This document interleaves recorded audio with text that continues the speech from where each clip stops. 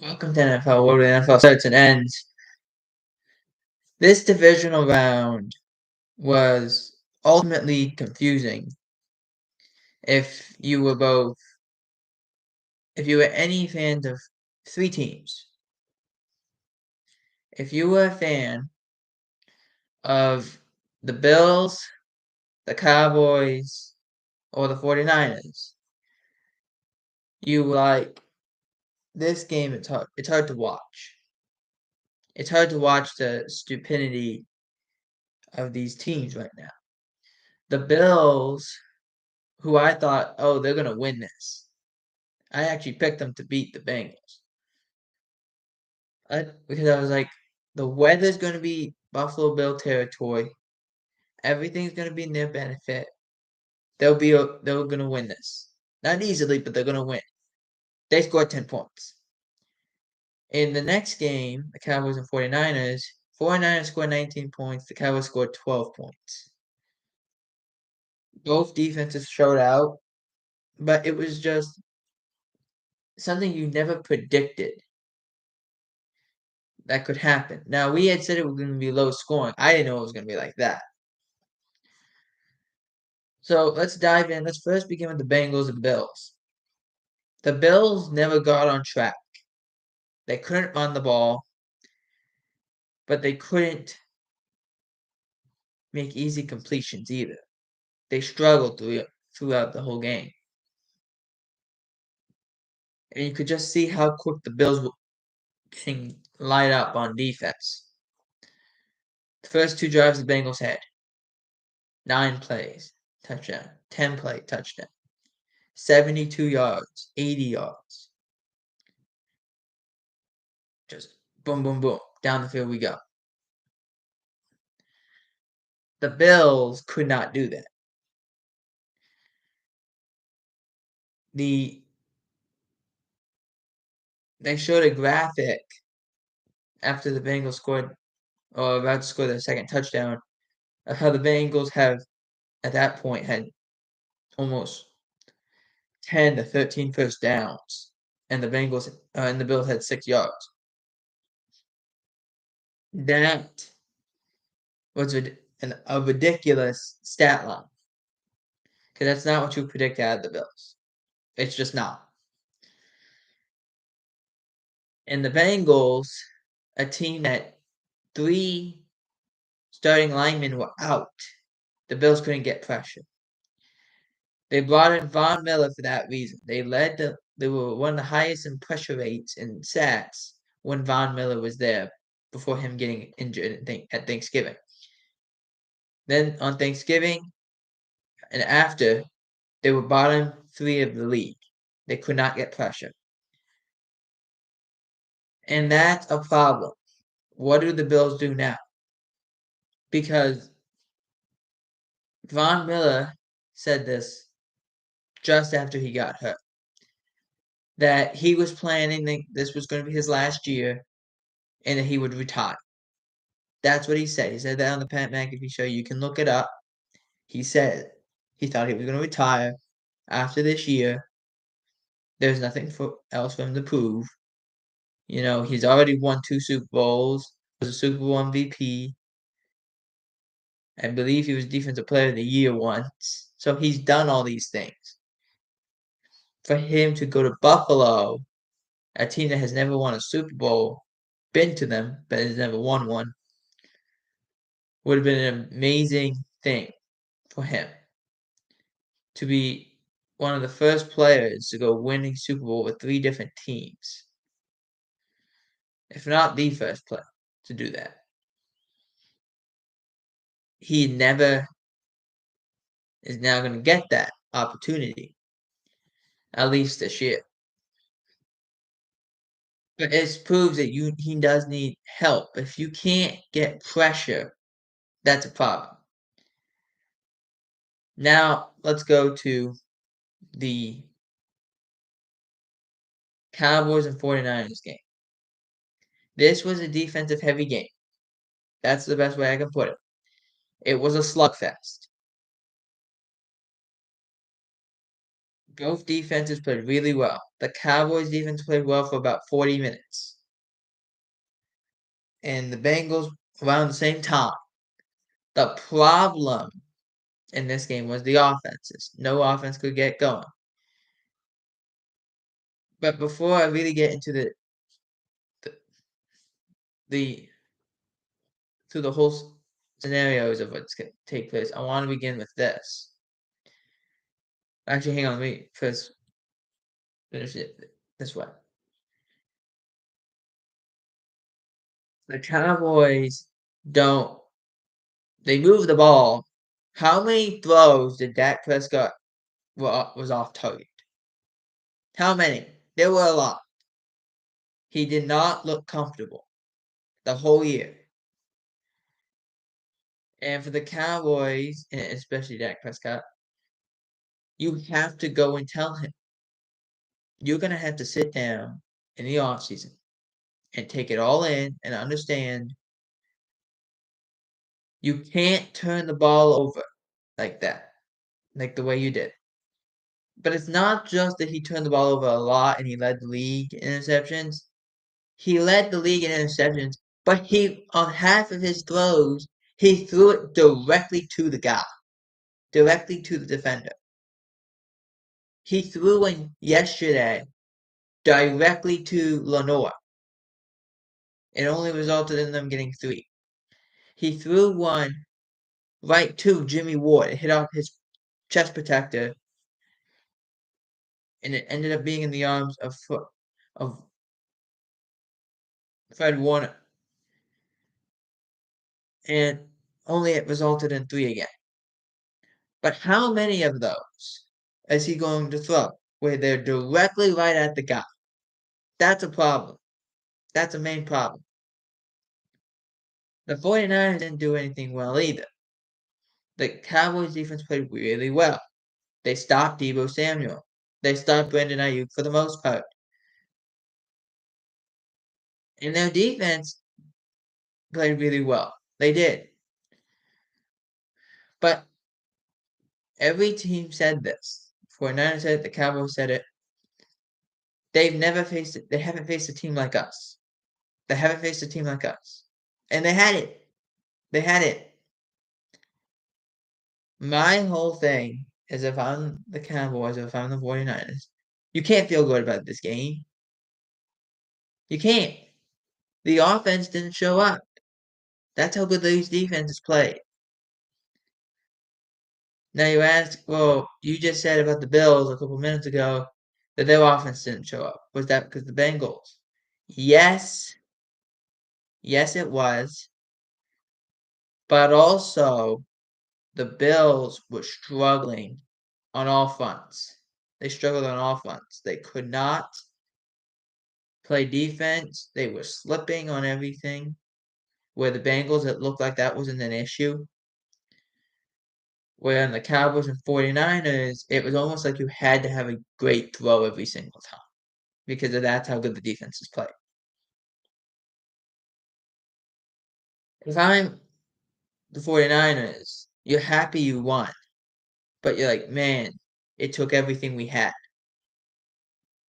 because we barely did anything. We couldn't really run the ball until the latter half of until the later half of the game, and we scored a touchdown. How many opportunities are we going to do that again if we only score 19? Once? Once, maybe? I do admit the Eagles and 49ers is a good matchup. I do admit that. I don't admit, though, the Cowboys and Eagles wouldn't have been a good matchup either. I don't admit that. They would have been. They absolutely would have been. So, the question remains if you're the Cowboys, what do you do now? Well, the Cowboys have said this publicly, and I'm sure they've said it privately, that they're a draft and develop team. They draft the players, they resign their players, sign some free agents to very on cheap 1-year, 2-year contracts, and then that's it. That's all they're gonna do. I think if you're Jerry Jones, you go and say to the front office people, whether it's his son Steven, Will McClay, who's basically the assistant GM, he just doesn't have the title. That you go up to them and say, hey, we've tried it this way for about 15 years. It doesn't work. It doesn't work. We get to the playoffs, but it doesn't work. We need to go and get some people. We got to be willing to spend a little. Now, you can say whatever you want about Amari Cooper not being there. I don't think it would have helped if Amari Cooper was there. I don't think it would have. Because it wouldn't have changed how you guys play. It really wouldn't have. And CD Lamb looked so good throughout as the season progressed, and he's only going to get better at being the number one guy. He's only going to get better. But you gotta find a way. And if you're the Cowboys, I don't know for the Bills precisely, but if you're the Cowboys, get a lot of guys on 1 years after this year. Tyron Smith on a 1 year. Donovan Wilson finished his last year. Now he's a free agent. Terrence Steele is a restricted free agent. What that means is either they pay him or they give the right of first refusal. One, just to let you know. Leighton Vander Esch, who the Cowboys, as well as a lot of players in the league, have said he's really improved. He's really there. And he has. He has played really well. But amongst all the injuries and all the 1 year contracts, we'll talk about Tony Pollard in a minute or two. The biggest keepsake, if you're the Cowboys, is Dan Quinn. That's the biggest one. Dan Quinn needs to be here. So, Jerry Jones, I'm telling you right now, whatever you do, you keep Dan Quinn. Whatever it is, you got to keep him. Because what he can do for you, this is a Cowboy team that hasn't had 40 sacks in over a decade. With Ron Marinelli, their defensive coordinator, with Jason Garrett, and then with Mike Nolan, you had a total of, I think, 45 in 2 years. With Quinn, you've had a total.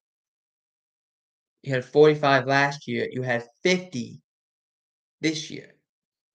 You led the league. You had over 50 this year. You led the league in sacks for the majority of the year. The only reason why you didn't end the year in sacks was because teams changed how they played you. That was it. But how many games, how many teams, if you're like you can't afford to lose Dan Quinn. Because a lot of people, including myself, will feel if Dan Quinn is here in Dallas, that the defense is going to be okay. It's in good hands. The offense is what we got to worry about. Which brings me back to my first point. Dak Prescott was throwing behind wide receivers or throwing directly to defensive linemen or linebackers or to anyone who's covering every time. That's a problem that needs to be corrected. You gotta tell him, slow down, relax, play the game. Don't try to do too much at the same time.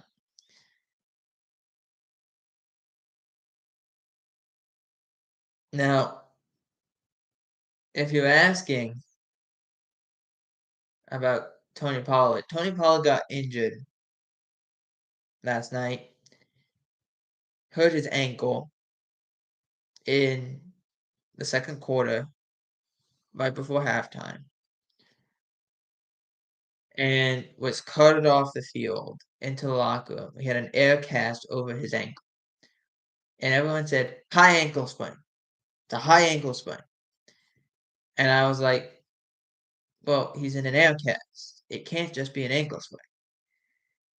Michael Gelkin said after the game was over that Tony Pollard, in fact, tore his fibula in his left leg, which is the reason why he could. Because if it's an ankle sprain, he would have been able to jog off gingerly or walk off gingerly.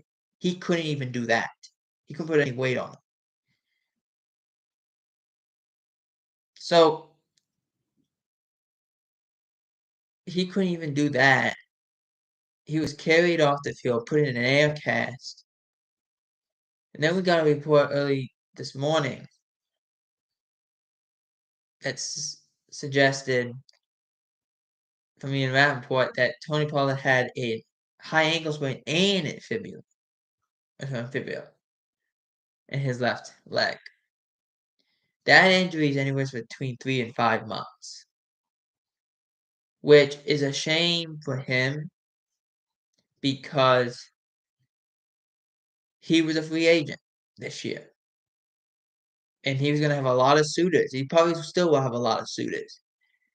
But the money he'll get paid won't be the same because of that injury, which is a shame. Dalton Schultz, another player who, he didn't play well either. And he had one of the bigger blunders in the game. I don't really think it would have mattered, but he is now a free agent. So if you're the Cowboys, if I can remember this all correctly, you have a chance to renegotiate Dak's deal in this next year. Probably should do it. You're gonna more than likely renegotiate Ezekiel Elliott's contract this year, so you don't have to pay him as much, and you actually save money. You're probably gonna try and keep Tony Pollard. I don't know how, but you'll try. I don't know if they want to keep Dalton Schultz or not. I don't think they feel like they have to. Then there's the questions of if players want to come back this year. Does Tyron Smith want to come back? Because he's on a 1 year, but does he want to come? He came back from an injury that he tore his hamstring and playing right tackle. He hasn't played right tackle in over a decade. He played really well yesterday, but you can't blame the offensive line for the Cowboys' loss. You can't blame the defensive line because the Cowboys lost. You can't do that either. It was the offense as a whole in terms of mistakes and what ifs. That's what happened. And it seems to always be that way for the Cowboys. For the 49ers, actually, hang on. Yeah, for the 49ers, it's not like, oh my gosh, they played exemplary. They were really extraordinary. They weren't. But they did enough to win. And that's the main goal, is do enough to win. Something the Cowboys didn't do. Now, the thing, and a lot of these former coaches have said this, I agree with them. The head coaching interviews has to change. The timetable has to change. Because how many coaches who are getting fired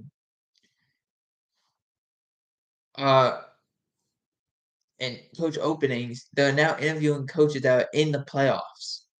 Why can't you just wait till after the Super Bowl or the week before the Super Bowl or something like that?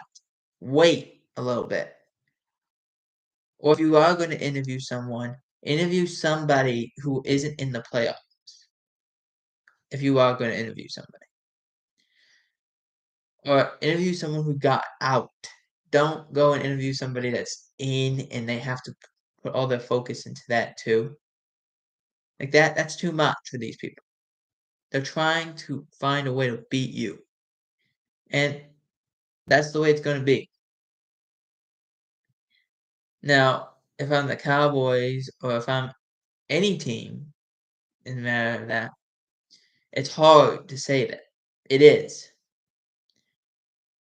Because you don't want to just say that. Jim Harbaugh went back to Michigan. The reason why he went back to Michigan is he didn't like how long it was taking for him to get notice if he was going to be the head coach or not. He didn't like it. You know why he didn't like it? Because he didn't. He just wanted to be hired. You can't do that in the NFL. There's a whole process that has to take place. That's the difference. That's the difference. So that needs to be fixed. But all in all, if you were looking for competitive games, it really didn't happen this week. If you were looking for high scoring affairs, it really didn't happen this week. But I'll tell you this, if you like old school football, this was the week for you in the NFL. And the game between the 49ers and Cowboys was the game for you. I wish it would have had a different outcome, but it obviously didn't. All you can say if you're the Cowboys is we got another offseason to figure it out, and maybe we can keep these cast of characters together.